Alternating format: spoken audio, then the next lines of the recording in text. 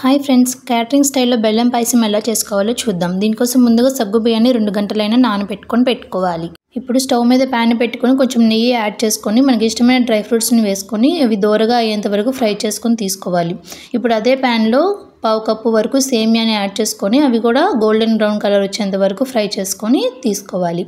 ఇప్పుడు 3 కప్పుల వరకు పాలని 2 కప్పుల వరకు వాటర్ని యాడ్ చేసుకొని పాలు అనేవి మరిగించుకోవాలి.